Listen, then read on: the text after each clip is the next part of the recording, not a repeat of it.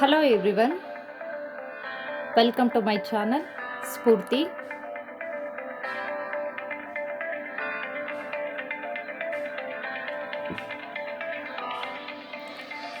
ನಾನು ದೀಪಾ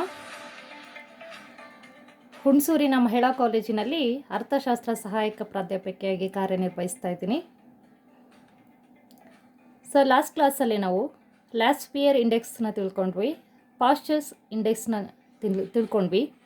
ಇವತ್ತಿನ ಕ್ಲಾಸಲ್ಲಿ ಸೂಚ್ಯಾಂಕವನ್ನು ಮಾಪನ ಮಾಡುವ ಮತ್ತೊಂದು ವಿಧಾನವಾದ ಫಿಶರ್ ರವರ ಬೆಲೆ ಸೂಚ್ಯಾಂಕದ ಬಗ್ಗೆ ತಿಳ್ಕೊಳ್ಳೋಣ. Fisher's price index. Once again welcome to all for my class.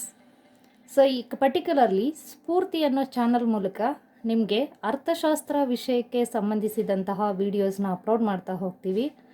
ಹಾಗಾಗಿ ನೀವು ಇನ್ನೂ ಸ್ಫೂರ್ತಿ ಚಾನಲ್ಗೆ ಸಬ್ಸ್ಕ್ರೈಬ್ ಆಗಿಲ್ಲ ಅಂದರೆ ಸಬ್ಸ್ಕ್ರೈಬ್ ಆಗಿ, ಹಾಗೆ ಈ ವಿಡಿಯೋಸ್ ಇಷ್ಟ ಆದರೆ ಲೈಕ್ ಮಾಡಿ.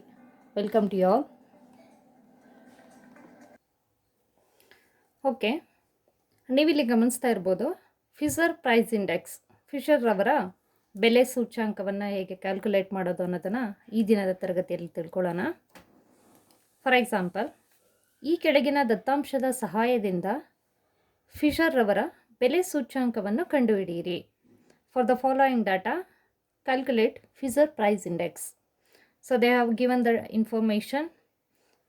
ಇಲ್ಲಿ ಫಸ್ಟ್ ಕಾಲಮಲ್ಲಿ ನೀವು ಅಬ್ಸರ್ವ್ ಮಾಡ್ತಾ ಇರ್ಬೋದು, there are 5 items A, B, C, D, E. ಇಲ್ಲಿ ಎರಡು ದತ್ತಾಂಶವನ್ನು ಕೊಟ್ಟಿದ್ದಾರೆ, 2000 and 2005. 2000 ಮೂಲ ವರ್ಷ ಬೇಸ್ ಇಯರ್, 2005 ಕರೆಂಟ್ ಇಯರ್ ಪ್ರಸ್ತುತ ವರ್ಷ.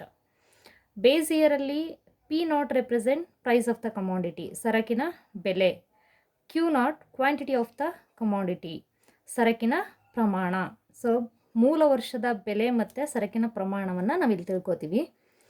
ಇಲ್ಲಿ ಪ್ರಸ್ತುತ ವರ್ಷದಲ್ಲಿ P1 represent present year price of the commodity. ಅಂದರೆ ಪ್ರಸ್ತುತ ವರ್ಷದ ಸರಕಿನ ಬೆಲೆ, ಪ್ರಸ್ತುತ ವರ್ಷದ ಸರಕಿನ ಪ್ರಮಾಣ Q1.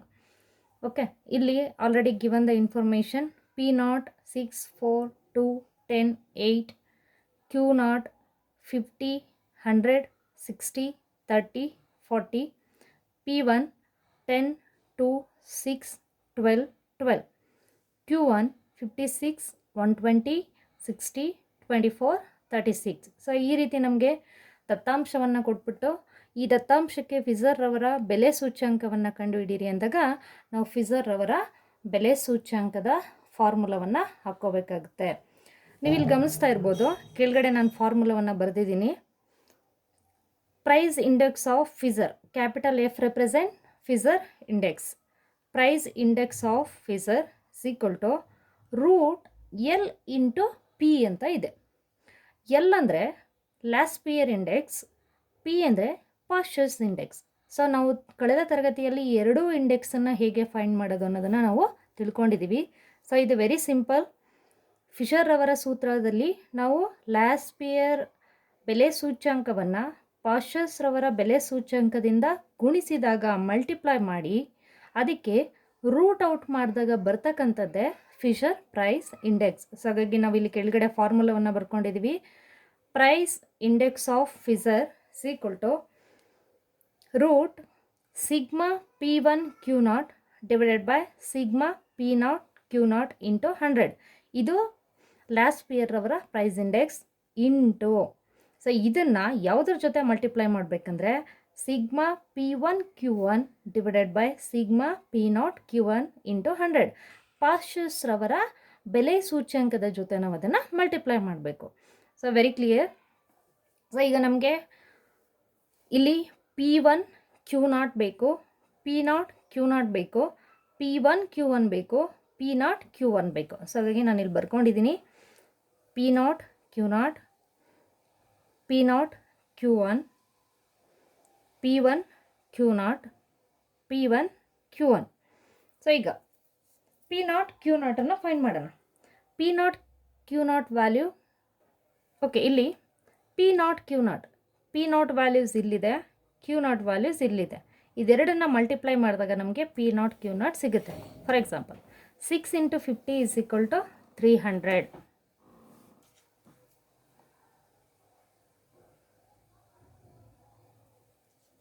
Next 4 into 100 is equal to 400. Next 2 into 60 is equal to 120. Next 10 into 30 is equal to 300. Next 8 into 40 is equal to 320. So total sigma P naught Q naught is equal to 1440. So ಇದು ನಮಗೆ Q naught P naught. Next P naught Q1. P naught values ಇಲ್ಲಿದೆ, Q1 values ಇಲ್ಲಿದೆ. ಇದೆರಡನ್ನ multiply ಮಾಡಿದಾಗ ಸಿಗೋದೆ ನಮಗೆ P naught Q1. So ಈಗ P naught Q1 6 into 56 is equal to 336.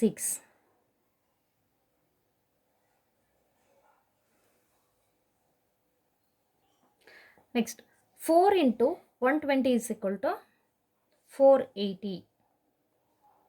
Next 2 into 60 is equal to 120. Next 10 into 24 is equal to 240. Next 8 into 36 is equal to 350. So ಇದಿಷ್ಟು ನಾವು total ಮಾಡಿದಾಗ ನಮಗೆ sigma P naught Q1 ಸಿಗುತ್ತೆ. The total value of P naught Q1 is equal to 1464. So ಇದಿಷ್ಟು ನಮಗೆ total ಮಾಡಿದಾಗ 1464 ಸಿಗುತ್ತೆ. Next P1 Q naught.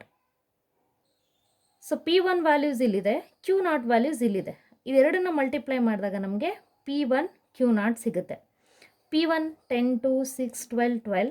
Q naught 50, 100, 60, 30, 40. ಇದೆರಡನ್ನ multiply ಮಾಡೋದ್ರಿಂದ ನಮಗೆ P1 Q naught ಸಿಗುತ್ತೆ.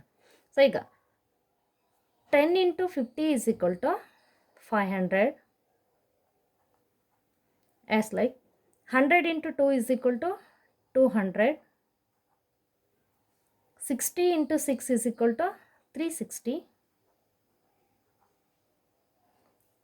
30 into 24 is equal to 360.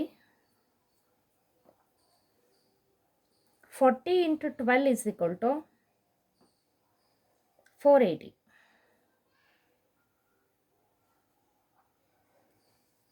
The total value sigma P1 Q naught is equal to 1900. Next P1 Q1. P1 values ಇಲ್ಲಿದೆ, Q1 values ಇಲ್ಲಿದೆ. ಇದೆರಡನ್ನ multiply ಮಾಡಿದಾಗ ನಮಗೆ P1 Q1 ಸಿಗುತ್ತೆ. P1 10 into 56 is equal to 560. 2 into 120 is equal to 240. 6 into 60 is equal to 360. 12 into 24 is equal to 288. 12 into 36 is equal to 432. ಇದಿಷ್ಟು ನಾವು total ಮಾಡಿದಾಗ sigma P1 Q1 ಸಿಗುತ್ತೆ. The total value of sigma P1 Q1 is equal to 1880. So ಇದಿಷ್ಟು ನಮಗೆ ಫಾರ್ಮುಲಾಗೆ apply ಮಾಡೋದಕ್ಕೆ ಬೇಕಾಗಿರೋಂಥ values. ಈಗ ನಾವು ಡೈರೆಕ್ಟಾಗಿ ಅದನ್ನು ಫಾರ್ಮುಲಾಗೆ ಅಪ್ಲೈ ಮಾಡ್ಬೋದು. ಸೊ ಈಗ ಫಾರ್ಮುಲಾ ಇಲ್ಲಿದೆ.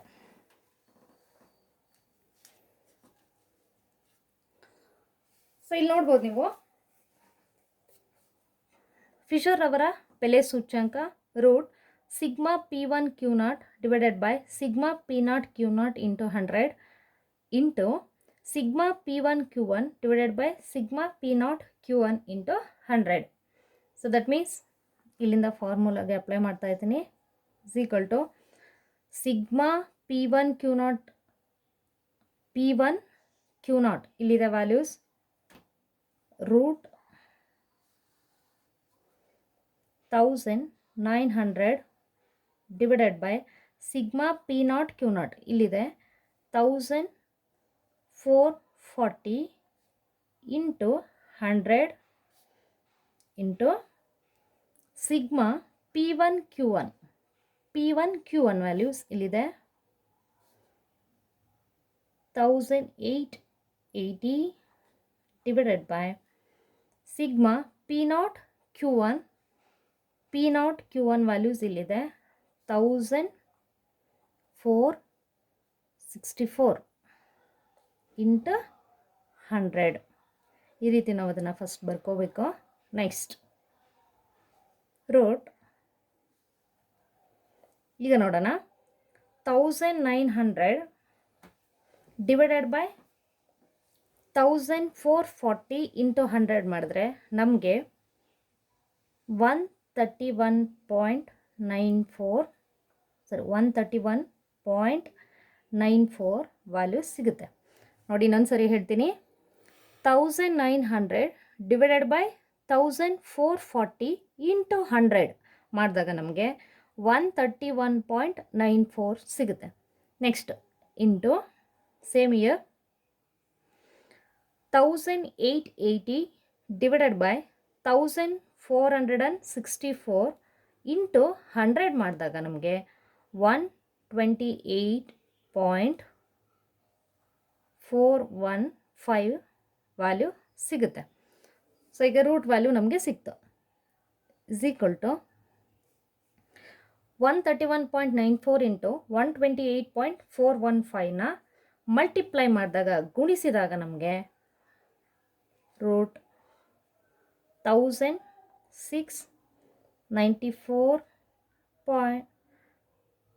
16,943.075 ಸಿಗುತ್ತೆ.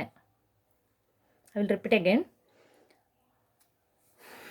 131.94 ಇಂಟು 128.415ನ ಮಲ್ಟಿಪ್ಲೈ ಮಾಡಿದಾಗ ಅದೆರಡನ್ನು ಗುಣಿಸಿದಾಗ ನಮಗೆ 16,943.075 ಸಿಗುತ್ತೆ. ಈ ವ್ಯಾಲ್ಯೂನ ನಾವು ರೂಟ್ ಔಟ್ ಮಾಡಿದಾಗ ಅಂದರೆ ರೂಟನ್ನು ತೆಗೆದಾಗ ನಮಗೆ ಸಿಗ್ತಕ್ಕಂಥ value 130.165. So this is the Fisher price index, Fisher ಅವರ ಬೆಲೆ ಸೂಚ್ಯಂಕ. ಹೋಪ್ ಯು ನಿಮ್ಮೆಲ್ಲರಿಗೂ ಅರ್ಥ ಆಗಿದೆ ಅಂತ ಅಂದ್ಕೋತಿದ್ದೀನಿ. ಫಿಶರ್ ಅವರ ಬೆಲೆ ಸೂಚ್ಯಂಕವನ್ನು ಕಂಡುಹಿಡಿಯೋದು ಹೇಗೆ ಅನ್ನೋದನ್ನು ನಾವು ಈ ತರಗತಿಯಲ್ಲಿ ತಿಳ್ಕೊಂಡಿದ್ದೀವಿ. ಈ ವಿಡಿಯೋಸ್ ನಿಮಗೆ ಇಷ್ಟ ಆಗಿದ್ದರೆ ಲೈಕ್ ಬಟನ್ನ ಕ್ಲಿಕ್ ಮಾಡಿ, ನನ್ನ ಚಾನಲ್ಗೆ ಸಬ್ಸ್ಕ್ರೈಬ್ ಆಗಿ. ಹೀಗೆ ಮತ್ತಷ್ಟು ಹೊಸ ವಿಡಿಯೋಗಳನ್ನು ಅಪ್ಲೋಡ್ ಮಾಡೋದಕ್ಕೆ ನಿಮ್ಮ ಪ್ರೋತ್ಸಾಹ ಹೀಗೆ ಇರಲಿ. Thank you.